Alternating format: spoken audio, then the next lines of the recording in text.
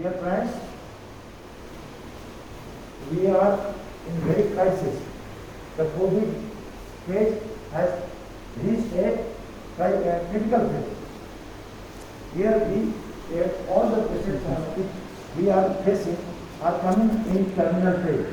They all are needing respiratory support.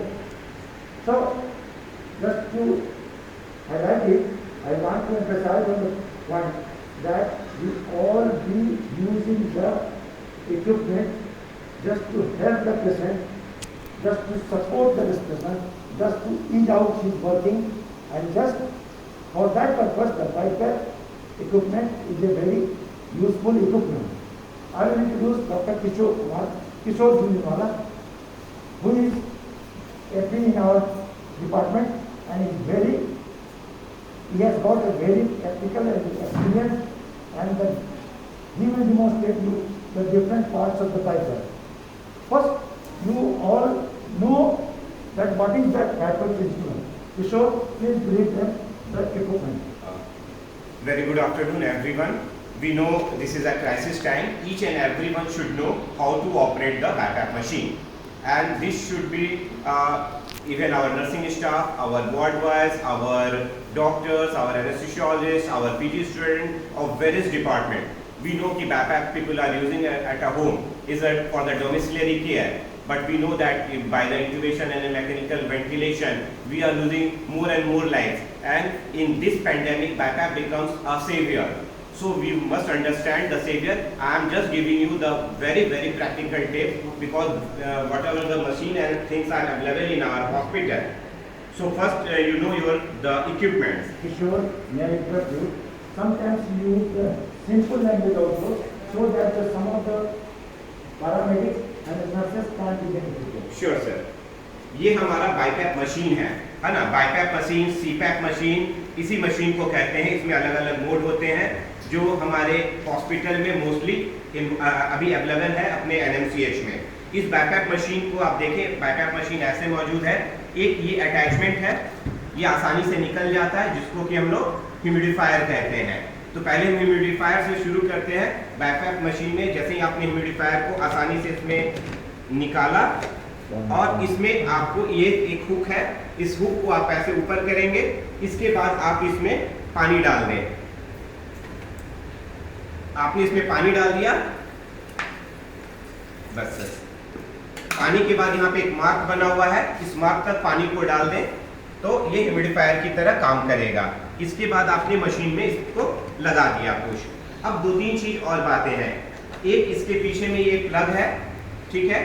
इस plug को आपको यहाँ पर घुसाना है. पावर प्लग को आपने पावर प्लग यहाँ लगा दिया. इसके बाद ये इसका सोर्स में है, जो कि इलेक्ट्रिक प्लग में लगाना है. दिक्कत क्या है कि इसमें ये 2 पिन है, जो कि आप देखेंगे सामान्य तौर पे जो हमारे यहाँ प्रोवाइडेड है उसमें नहीं लगता है. इसके लिए कंपनी ने एक अलग से एडेप्टर अवेलेबल कराया है. इस एडेप्टर में आप इसको लगा दें. इस एडेप्टर में लगाने के बाद ये किसी भी हमारे इंडियन पावर प्लग में लग जाएगा. सो मैंने इस एडेप्टर को लगा दिया और इस पावर प्लग में इसको लगा दिया. अब यहाँ से इसमें पावर आ जाएगा. एक बार जैसे ही पावर आएगा तो आप देखें कि यहाँ पर आपके पास बटन जग गया है ग्रीन. इसके बाद जब आपने पावर प्लग लगा दिया है, इसके बाद आप ये देखें, ये एक अटैचमेंट है, जिस अटैचमेंट को आपको पीछे में लगाना है, इसके बैक साइड में मशीन के. इसमें इस तरह का एक नॉब बना हुआ है. इस नॉब को और यहाँ से हल्का प्रेस करके मैं देखिए इस नॉब में इसको लगा रहा हूँ, और इसको थोड़ा सा पुश कर देना है. जैसे ही आपने पुश कर दिया तो इसमें ये लग गया. अब जब ये लग गया है इसमें, अब यहाँ पर आप देखें कि एक होल है ऑक्सीजन के लिए. इस होल से ये ऑक्सीजन का जो कि फेस मास्क होता है, कोई भी नॉर्मल फेस मास्क में इस तरह का मौजूद होता है एक ऑक्सीजन का पाइपलाइन. इस पाइपलाइन को इससे अटैच कर देना है यहाँ पे, तो इससे ये ऑक्सीजन जा सकेगा. इसमें और भी तरीके हैं. आप नेजल प्रोंग से भी मरीज को पहले लगा सकते हैं. ऑक्सीजन नाक में लगा दिया नेजल प्रोंग से, और उसके ऊपर से BiPAP का मास्क लगाना है. अब यहाँ तक आपने जान लिया कि पावर प्लग लगा दिया, हमने यहाँ से अटैचमेंट ले लिया, ये ग्रीन सिग्नल दे दिया, इलेक्ट्रिसिटी आ रही है. इसके बाद आपको ये इस तरह का अटैचमेंट मिलेगा. ये इस तरह की पाइप, खुली पाइप मिलेगी. अब इस खुली पाइप में आपको लगाना है मास्क। मास्क आपके पास दो तरह के मास्क हैं जो बहुत इंपॉर्टेंट है, आपको अपने मास्क को जानना है। एक मास्क देखिए जिसमें ये व्हाइट कलर का बना हुआ है, जो व्हाइट सिग्नल बताता है, और इसमें यहाँ पे होल है, और यहाँ पर देखेंगे तो एक वाल्व है। ये जो होल है ये बता रहा है this is called a vented mask, जो कि हम लोग नॉर्मली बाईपैप मशीन पे लगाते हैं, जो कि आपको एक्सपीरेशन में सांस छोड़ने में मदद करता है। ये जो मास्क है जो मोस्टली अभी हमारे हॉस्पिटल में सप्लाई हो गई है ड्यू टू स्कार्सिटी, ये ब्लू कलर का है। ये जो ब्लू कलर का मास्क है इसका नाम है non vented mask. Non vented mask का मतलब है इसमें सांस छोड़ने के लिए, एक्सपायरेशन के लिए कोई होल नहीं बना हुआ है। यदि ये इसमें से डायरेक्ट लगा देंगे तो मरीज सांस छोड़ नहीं पाएगा और उसका दम घुट के जान चली जाएगी। तो ऐसे वाले को जब इस बाईपैप मशीन, इसका यूज करते हैं हम लोग वेंटिलेटर पे, जिसमें दो पोर्ट होता है सांस लेने और छोड़ने का। पर बाईपैप मशीन जब यूज कर रहे हैं तो सबसे पहले क्या करना है, इसको हमें निकाल देना है। इसको हमने निकाल दिया। निकालने के बाद अभी कंपनी वालों ने हमें प्रोवाइड किया है इस तरह का एक अटैचमेंट, जो कि हर बाईपैप मशीन के पास अभी अवेलेबल करा दिया गया है। आज के डेट से अवेलेबल है, कंपनी वाले से हम लोगों की बात हो गई है। अब इसमें ये जो अटैचमेंट आ गया इसको इसमें लगा दिया। अब ये आपका जो नॉन वेंटेड, जो पहले से जो ब्लू कलर का मास्क था वो अब प्रिपेयर्ड हो गया। ठीक है, इसलिए जब भी ब्लू कलर का हो तो इसको खींच के निकाल देना है और उसकी जगह इसको लगा देना है।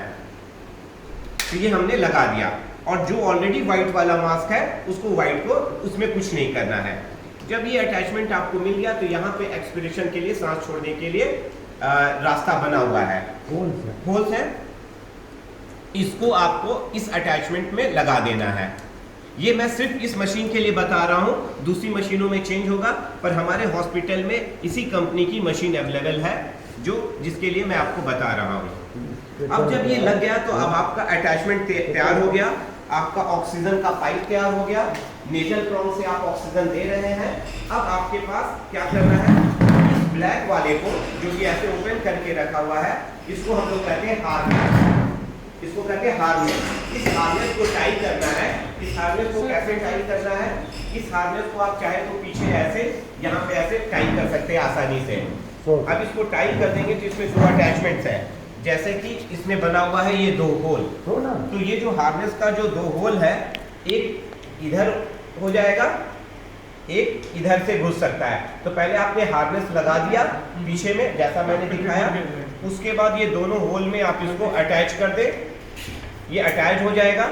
और इस वाले को जो सर के ऊपर से लगाया था, इसको यहाँ से ला करके इसमें ऐसे करके आप टाइट कर दें। देखें कि चारों तरफ से लीक नहीं हो, है ना। तो हल्का, जैसे कि एक मास्क है, इसको मैं लगाना सिखा देता हूँ। अभी तक हमने क्या सीखा, सर्किट का अटैचमेंट सीख लिया, ह्यूमिडिफायर में वाटर देना सीख लिया। कुछ मशीनों में ह्यूमिडिफायर नहीं है, रेस्पिरोनिक की कुछ मशीनें हैं जिसमें नहीं है तो कोई बात नहीं, जिसमें है उसमें लगा देना है, पानी डाल देना है। हमने ऑक्सीजन लगाना सीख लिया। कुछ मशीन में यहाँ पे ऑक्सीजन लगाने की व्यवस्था नहीं है, उसमें नेजल प्रोंग से दे सकते हैं, और एक ऑक्सीजन लगाने की अल्टरनेटिंग व्यवस्था इस जगह पर भी छेद बनी हुई है। ठीक है, इस जगह से भी ऑक्सीजन जाया जा सकता है, लेकिन इसमें ऑक्सीजन डायरेक्ट देंगे तो नहीं जाएगा, क्योंकि इसमें इसके अटैचमेंट इसके लायक नहीं बने हुए हैं। उसमें ऑक्सीजन देने के लिए आपको एक किसी भी कोई भी ब्लेड या कैंची मिल जाए, उसका आपको सहारा लेना है। इसको ऐसे कट कर देना है। इसको कट कर देंगे तो ये जो छोटा होल बनता है, इससे यहाँ पे एडिशनल एक्स्ट्रा ऑक्सीजन की जरूरत है, सैचुरेशन नहीं मेंटेन कर रहा है, तो आप यहाँ से इसको लगा सकते हैं। देखिए मैंने इसको लगा दिया है और ये इसमें लग गया है। फाइन। अब इससे आप एक एक्स्ट्रा ऑक्सीजन दे सकते हैं पेशेंट को। अब जब ये सारे आपने एक्टिवेट कर लिए, मशीन को ऑन कर लिया है, तो मरीज को बताना है। मरीज को सबसे पहले कहना है कि हम आपके ऊपर ये एक मास्क लगाने जा रहे हैं जो आपकी सांस में मदद करेगा। आपको तेज हवा इससे आएगी, थोड़ी देर के लिए आप आराम से रहेंगे तो आपको तकलीफ नहीं होगी। आप धैर्य के साथ रहें, 2-4 मिनट में आपको अच्छा लगना लगेगा, आपका ऑक्सीजन इंप्रूव करेगा, मैं आपके साथ खड़ा हूँ। ऐसा कह के इस मास्क को इनके चेहरे पे साइज के हिसाब से लार्ज, मीडियम और शॉर्ट होता है। अभी हमारे पास मीडियम साइज का चारों तरफ अवेलेबल है, अभी आप मीडियम लगा दें क्योंकि पैंडेमिक है, बहुत प्रिसाइज हम लोग हो नहीं सकते हैं। उसके लगाने के पहले यहाँ से इस हार्नेस के अपर को ओपन किया, यहाँ से ओपन किया। इसके बाद हार्नेस को लगाने के लिए हम लोगों ने ये हार्नेस खोल के भी लगा सकते हैं और एक आध को बचा के भी लगा सकते हैं, जैसे भी है। हमने इसको ऐसे लगा दिया मरीज के ऊपर। मशीन को उधर से ऑन करेंगे, मैं बताऊंगा मशीन कैसे ऑन होगा। मशीन को ऑन करके इसको लगा दिया। एक असिस्टेंस आपका जल्दी से इस हार्नेस को ठीक करके रखेगा। मरीज को एक दिन पकड़ के रखना है मास्क को, क्योंकि हार्नेस अच्छे से नहीं लगेगा तो मशीन काम नहीं करेगी। इसमें सारे डायरेक्शन दिए हुए रहते हैं, फिर भी हमने यहाँ पे हार्नेस लगाया।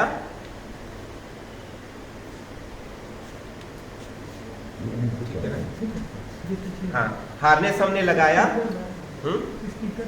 हाँ, इसको मैंने यहाँ से घुसाया एक हमने sticker neck of the neck के पास। हाँ, इसको हमने लगा दिया। पीछे जो नाम लिखा उसको नेक पे लगाया। यहाँ से एक लिया, एक मिनट रुकिए, मशीन ऑन मत करिए इसमें भी। Yes sir, very good, thank you sir. अब इस तरह से दोनों तरफ से अकॉर्डिंग टू नीड सब में वेलरॉक बने हुए हैं। वेलरॉक को चारों तरफ चिपका दिया। अब ये मास्क आपका लग गया। आप देख लें, इसकी फिटिंग अच्छी लग रही है और हार्नेस को हमने चारों तरफ से टाई कर दिया है। ये जानना इसलिए भी ज़रूरी है क्योंकि बहुत सारे हो सकता है पेंडेमिक सिर्फ हॉस्पिटल में मैनेज नहीं हो, पेंडेमिक हमारे घर में भी मैनेज होगा और हर किसी को आना चाहिए इसको लगाना आज के समय में। अब ये बाईपैप का मास्क इसको लग गया है। मरीज से पूछना है आपको अच्छा लगेगा, हम आपको हवा देंगे। That's all. इधर अच्छा लग रहा है। अब हम हवा स्टार्ट करेंगे, सांस जाएगा तो लीजिएगा, फिर छोड़िएगा। अब आपको मैं मशीन को कैसे चालू करना है ये बता रहा हूँ। ये इंपॉर्टेंट है क्योंकि बार बार यहीं पे जरूरत पड़ती है इसकी सेटिंग कैसे करनी है। आप देखें यहाँ पर एक बटन है जिसको ये हम सब लोग जानते हैं, यूनिवर्सल ऑन एंड ऑफ का बटन है। सिर्फ पे से हटा दीजिए, मरीज पे से हटा दीजिए। तो ये बटन है, ये देख लेना है, ग्रीन है, ग्रीन का मतलब ऑन हो गया। इसको एक बार हल्के से प्रेस किया तो यहाँ पे सेटिंग आ गई। यहाँ पे देखें एक होम का बना हुआ है, ये जिसमें होम का बना हुआ है, इसके बगल में राइट क्लिक और साथ साथ इस बटन को, ये नॉब है गोल गोल घूम रहा है, इन दोनों को आप एक साथ दबाएं।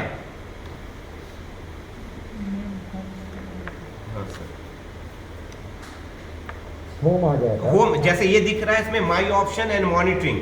जहां माई ऑप्शन एंड मॉनिटरिंग दिख रहा है, ये आने के बाद एक हाथ इसको दबाना है और एक हाथ से इसको, दोनों नॉब को एक साथ दबाना है और थोड़ी देर दबा के रखना है।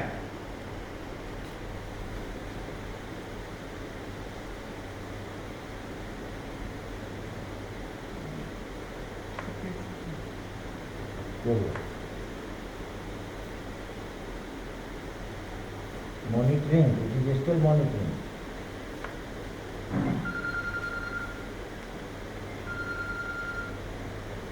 हेलो,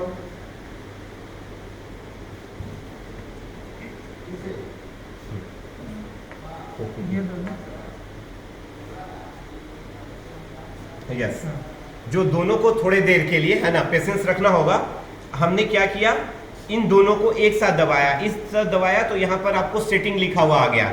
जब ये सेटिंग लिखा हुआ आ गया है तब आपको इसको यहाँ से इसको दबाना है। इसको दबाने के बाद आपके पास आप देखेंगे थेरापी मोड आ रहा है।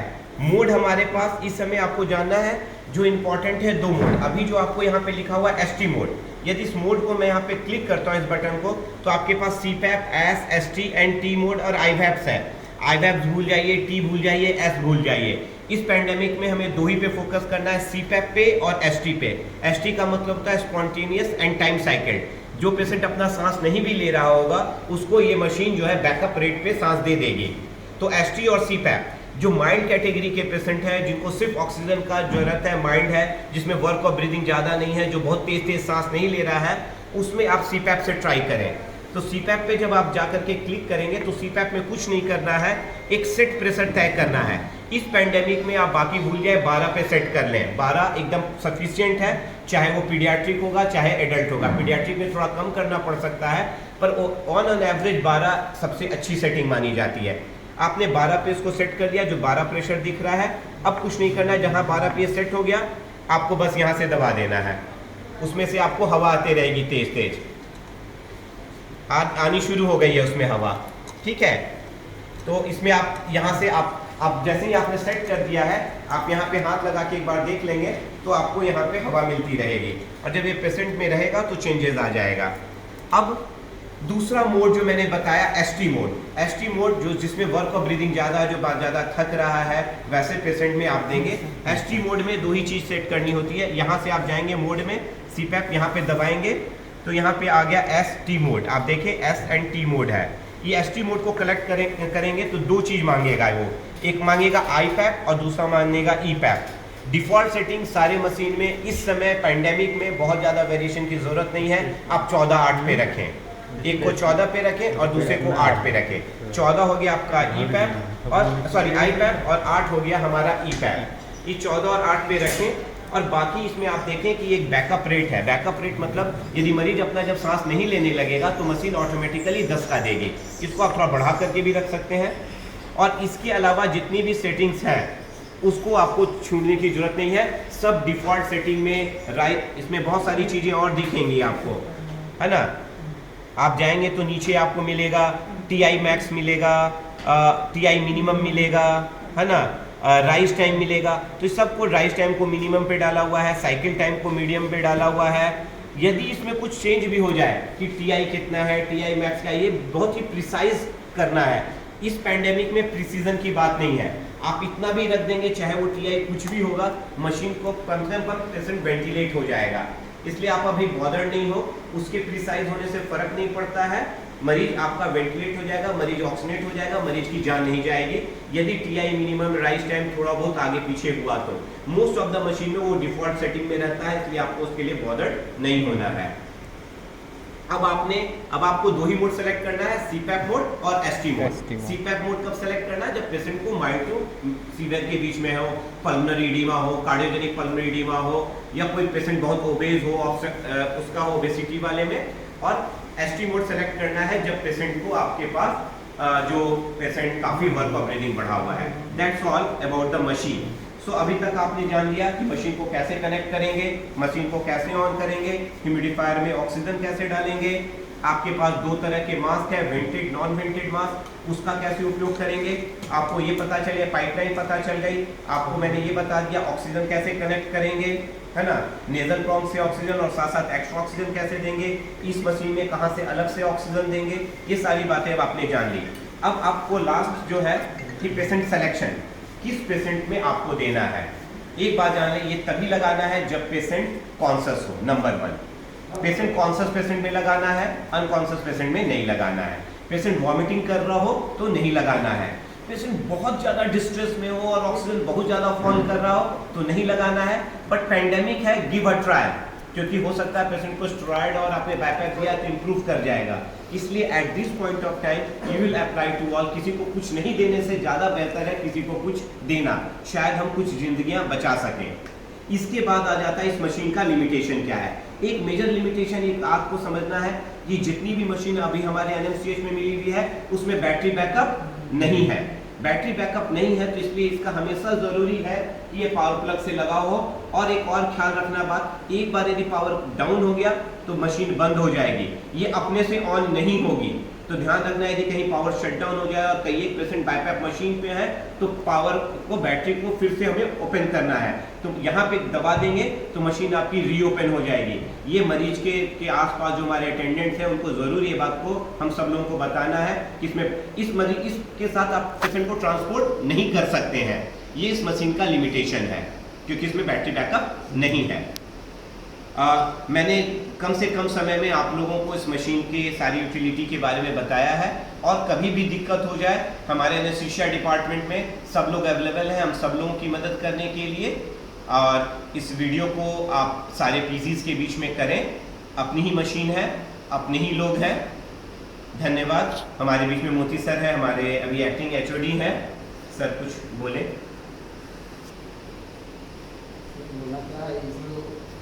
थोड़ा सा ध्यान दिया जाए तो बढ़िया से इसको हम लोग मैनेज कर सकते। ये बहुत छोटा सा प्रोसेस है। ये मास्क कैसे लगाना है, ऑक्सीजन कैसे देना है और सेटिंग कैसे, यही 3 चीज़ तो है इसमें। और जो इन्होंने बताया इंडिकेशन किसमें देना है किसमें नहीं देना है, ये खाली ध्यान रखना है, उसी के अनुसार इसको यूज करना है। ऐसा नहीं कि सब में तो यूज कर नहीं सकते हैं, तो इन्होंने बताया इंडिकेशन। ठीक है।